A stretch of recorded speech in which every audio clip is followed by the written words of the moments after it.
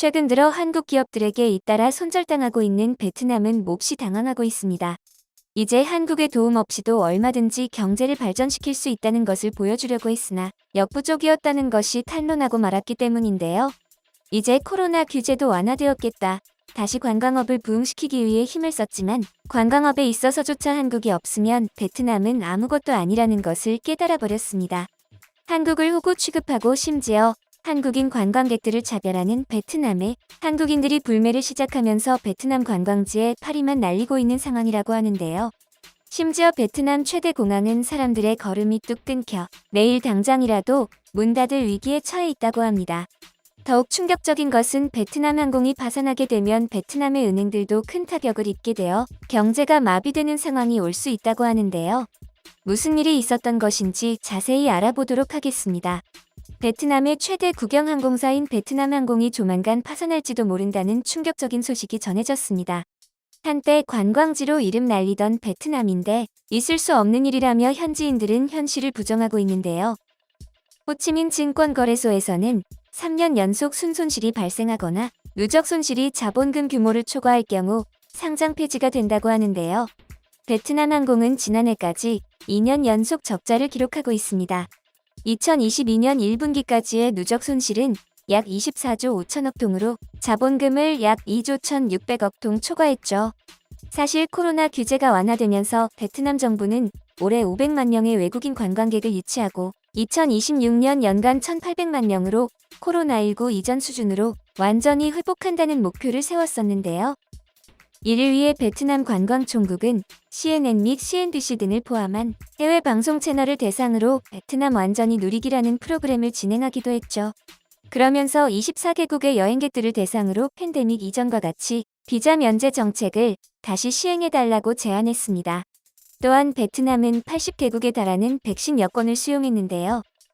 이렇게 베트남이 다시 관광업계를 부흥시키기 위해 총력을 기울이고 있으나 이렇다 할 성과가 보이지 않고 있습니다. 성과는커녕 분기별로 적자가 반복되면서 베트남 항공이 문을 닫게 생겼죠. 현지 보도에 따르면 베트남 항공은 코로나 규제가 풀렸음에도 2020년 당시와 비슷한 매출을 기록하고 있어 실적 개선이 전혀 이루어지지 못했고 계속 적자에 시달리고 있었다고 합니다. 베트남 최대 항공인 베트남 항공이 문을 닫게 되면 베트남의 대규모 은행들도 직격탄을 입게 된다는 분석이 나와 혼란이 가중되고 있습니다. 베트남 항공과 베트남 내의 대형 은행들은 생각보다 더 밀접하게 관련되어 있는데요. 그런 만큼 베트남 항공이 망해버린다면 대형 은행들도 피해를 입게 되고 경제의 근간인 은행마저 무너지는 상황이 오게 되는 것이죠. 그렇게 될 경우 지금까지 한국 덕분에 열심히 성장했던 베트남 경제는 발전 이전으로 돌아가게 될지도 모른다는 우려 섞인 목소리마저 나오고 있습니다. 이렇게 된 것은 비단 코로나19 때문만은 아닙니다. 국제정세 분석가들은 베트남이 한국에게 버림받았기 때문에 하향선을 그리고 있다고 판명했는데요. 실제로 최근 베트남이 한국 기업들에게 손절당하긴 했지만 평범한 한국인들마저 베트남에 조금도 관광을 떠나지 않는 것으로 드러났습니다. 한월 관계가 악화되기 전 베트남을 방문하는 관광객 중 한국인의 비율은 압도적이었습니다. 휴가철만 되면 베트남 다낭으로 줄지어 가는 한국인 관광객 수가 워낙 많았기 때문입니다. 당시 다낭 관광지 한복판에는 한국어로 된 간판을 심심찮게 찾아볼 수 있을 정도로 다낭은 한국에 특화된 도시였죠. 통계에 따르면 2019년 다낭은 국내의 관광객 860만 명을 끌어들인 것으로 나옵니다. 그중 한국인 방문객은 무려 170만 명에 달했죠. 휴가철 다낭에 가면 여기가 한국인가 베트남인가 헷갈릴 정도로 한국인이 많았습니다. 2019년 한 해에만 베트남을 찾는 한국 관광객이 420만 명을 돌파할 정도로 베트남에 많이들 놀러갔습니다. 중국인 524만 7천여 명 다음으로 두 번째로 가장 많은 수치인데요. 중국과 한국의 인구수를 비교하면 베트남에 가장 많이 간 건 한국인들이라고 말할 수 있습니다. 한국인들이 가장 좋아하는 여행지였던 베트남에 지금은 왜 아무도 가지 않게 된 것일까요? 인과관계를 파악하기 위해서는 한월 관계에 대해 좀 더 자세히 알 필요가 있습니다. 지난해 베트남에서 가장 권위 있는 매체가 선정한 2021 베트남 500대 기업에서 국영 베트남 군사통신그룹 비에텔, 베트남 석유가스그룹, 베트남 대외무역상업은행 등 막강한 기업들을 제치고 삼성전자의 베트남 타이응 우엔성 생산법인이 1위를 차지했습니다. 흔히 한국을 삼성공화국이라고 하지만 베트남은 그보다 더한 나라였죠. 삼성이야말로 베트남 경제 지표를 움직이는 가장 큰 축이었습니다. 삼성이 진출한 이후에 베트남 경제는 한국을 비롯한 동아시아에서 기술을 들여와 저임금 노동자들이 완제품을 만들어 미국과 유럽에 수출할 수 있는 구조가 되었는데요.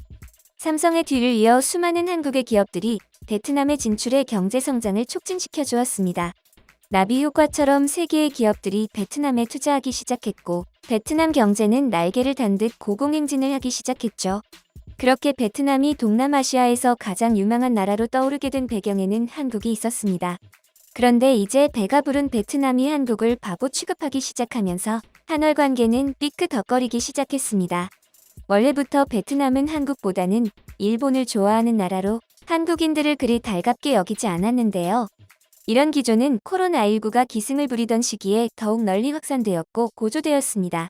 베트남 현지에 들어와 있는 한국 기업들 때문에 코로나19가 확산된 것도 있으니 고통 분담을 강요하며 믿기지 않지만 백신 구매 비용을 한국 기업들에게 떠넘겼습니다. 삼성 등 대기업들을 총리가 직접 찾아가 베트남 국민들에게 백신을 공급해달라는 둥 기업들을 곤란하게 만들었죠. 우리 기업들은 베트남의 이런 추태도 참아주었지만 한국인들을 대상으로 표출하는 노골적인 혐오에 더 이상 참기 힘들어졌습니다. 베트남에 거주하고 있는 한국의 배우 최율 씨가 자신의 SNS에 그랩택시 기사가 보낸 한국인 거부 메시지, 베트남 내 혐한 분위기가 점점 심해지고 있음으로 시작하는 게시물을 올린 것입니다. 베트남의 콜택시 앱 그랩에서 한국인이라는 이유로 승차 거부를 당했다는 것인데요. 이어 엘리베이터에 한국인 타고 있으면 안 타고 길거리에서 한국인 지나가면 욕한다. 경비가 집에 찾아와서 감시하듯이 거주증, 여권을 검사하고 괜히 한국인이라 열 체크 당한다. 여긴 정말 북한이랑 다를 게 없는 건가? 공산주의가 이렇게 무서웠다니. 얼마 전까지 박항서의 나라였다가 왜 상황이 이렇게 된 건지 모르겠다. 언제까지 이렇게 계속 살아야 하나? 무섭고 싫다. 라고 썼는데요. 당시 많은 베트남인들이 한국에 대한 불편한 기색을 드러내며 때 아닌 한국산 불매 운동을 벌였습니다. 베트남 현지 누리꾼들은 삼성 베트남에서 나가라, 이미 노키아, 소니가 있으니 삼성 따위는 필요 없다 등 강도 높은 비난을 퍼부었던 바 있죠. 사실 한월 관계가 본격적으로 악화되기 전에도 베트남의 혐한은 은근하게 있어 왔습니다. 그런데 어느 순간 증폭되기 시작하면서 길을 지나다니는 한국인을 보면 시비를 걸거나 심지어는 때리기까지 했죠. 베트남의 축구 신화를 써준 박항서 감독에 대해서도 그가 한국인이라는 이유만으로 추방해야 한다고 비난했을 정도죠. 이 밖에도 위안부나 세월호 사건처럼 한국 역사의 아픈 기억들마저 끄집어내 비하하고 조롱하느라 정신이 없었습니다.